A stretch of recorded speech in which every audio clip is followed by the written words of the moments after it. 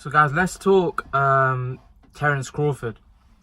You know, Terence Crawford, guys, gets a lot of stick for his resume.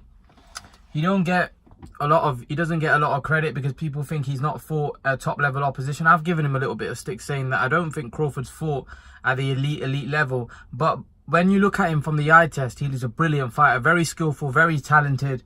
Some of the criticism's unfair, but you know what? Governing bodies have him very high. BoxRec, I was going through BoxRec, and I know BoxRec is BoxRec, but you know, a lot of people look at BoxRec and hold it in high regard. But you know, they have Terence Crawford number 2 pound for pound after Canelo Alvarez. And in my opinion, Canelo Alvarez deserves to be number 1. Maybe people don't think skillfully he's as good as Crawford or good as Lomachenko, but here's why I'll say Canelo's resume is unbelievable. Canelo's resume is the best resume in boxing. There's no doubt about that. And when you're fighting, when you've got the resume Canelo's got and you fought all the great fighters that Canelo's fought, those fighters are going to bring out weaknesses in you, right? Whereas someone like Crawford and Lomachenko, they've just looked special because the fighters that they fought are not of that same level. So they've not been able to expose or take out weaknesses, because every fighter's got weaknesses. And when you step up against elite level, they'll bring it out. Like, I believe when Terence Crawford fights Amir Khan will bring out some weaknesses in Terence Crawford. And we'll see a few weaknesses. Personally, that's what I think. Especially if Amir Khan has got what it takes, right? I do think Terence Crawford gets a lot of stick about his resume, which is not deserved, because there's maybe guys that don't want to fight him. Guys like Porter, Thurman, Spence, maybe they're a bit worried right now because they know how good he is. We just don't know.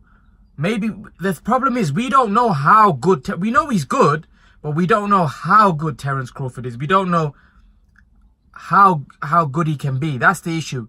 We just don't know how far he can go. Maybe he's exceptional and no one can touch him and beat him. He may just well be that. But we just don't know because we haven't seen him in there with enough stiff competition for us to kind of make those conclusions. We just don't know. And that's the problem. I'm not saying Terence Crawford's not a good fighter. Everybody knows that Terence Crawford skillfully is unbelievable. But the reason why you can't put Terence Crawford ahead of someone like Canelo, in my opinion, is because Canelo has fought the best after the best after the best. Now he's fighting another top guy in Daniel Jacobs. Now for Canelo, it's a lot easier. Canelo's the money man in the sport. Everybody wants to fight Canelo. It's like when you fight in Canelo, you're getting the golden ticket. So that's why all the top fighters will jump in there with Canelo. With Crawford, it's different. The risk is very high and the reward's not as high. You know, with Terence Crawford, he's not the money guy. When you're the money guy, right, everybody would fight you because you're generating a lot of revenue, and there's probably going to be the guy that fights you highest payday. You know, so that's why a lot of these guys would step in the ring with Canelo and maybe not Crawford, because Crawford doesn't bring as much revenue to the table as someone like Canelo. But so I understand, but nevertheless, you know, you still can't say that Crawford's pound for pound better than Canelo, in my opinion, because he hasn't faced the same level of competition or elite level competition. So,